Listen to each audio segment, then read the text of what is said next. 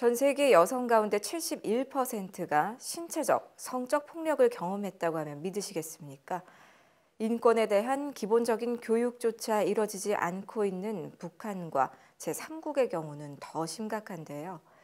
오늘은 한 탈북 여성의 증언을 토대로 이들이 겪는 인권 침해 실태 살펴봤습니다.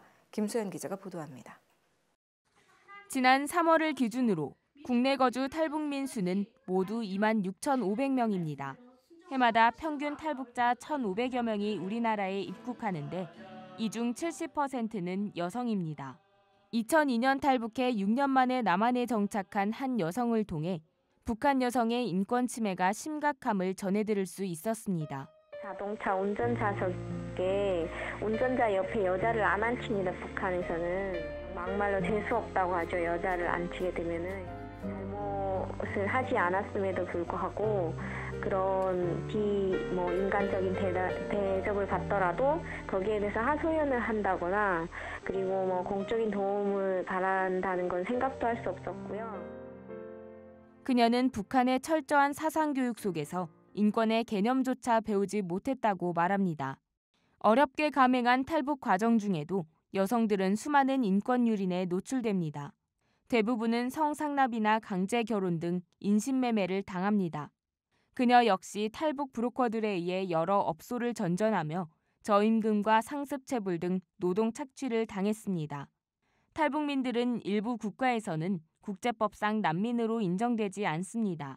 신변 보장이 되지 않는 상황에서 이들은 북한으로 송환돼 수용소로 보내질 것에 대한 두려움이 더욱 큽니다. 북한으로 북송될 경우에 어떤 처벌을 받고 어떤 운명이 자신을 기다리고 있는지를 다 알고 있기 때문에 나한테는 지금 이 상황에서 살아나는 게 중요하지 그런 인권에 대해서 논하는 거는 정말 배부른 행위라는 생각이. 남한에 와서도 북한 여성들의 인권은 나아지지 않습니다. 1차적으로는 국내 정착 전에 조사 과정에서의 낙인과 상처, 트라우마 치료와 상담기관의 부재로 상당한 심적 고통을 느낍니다. 탈북자 신분으로는 취업도 어려워 이들은 조선족으로 속이기도 합니다. 노래방 업소나 또 2차 이런 성매매 업소들을 또 이렇게 맴도는 친구들도 있어요. 근데 그런 여성들에 대해서 비난의 손가락만 보낼 뿐이고 그 여성들이 왜 거기로 가게 됐는지 그리고 그 세계적인 지원이나 그리고 이 여성들에 대해서 돌려줄 수 있는 어떤 배려를 해야 되는지 이런 거는 좀 미숙한 것 같아서. 여성 인권 침해의 심각성은 비단 북한뿐 아니라 제3국가들에서도 살펴볼 수 있습니다. 해마다 전 세계 여성 6천만 명이 18세 이전에 강제 결혼을 하고 할례로 고통받는 여성들은 현재 1억 4천만 명입니다. 세계 YWCA는 여성 폭력에 대한 심각성과 경각심을 알리기 위해 지난 20년간 세계 125개국, 회원 2,500만 명을 대상으로 10월 셋째 주를 비폭력 주간으로 정하고 여성 인권에 대한 시민들의 인식을 제고해왔습니다.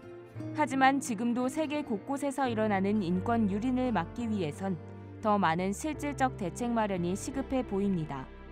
CGN 투데이 김수연입니다.